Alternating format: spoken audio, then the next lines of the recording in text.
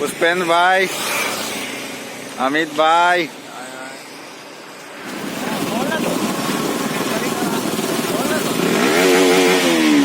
झटका मत देना, मैं लटक जाऊंगा।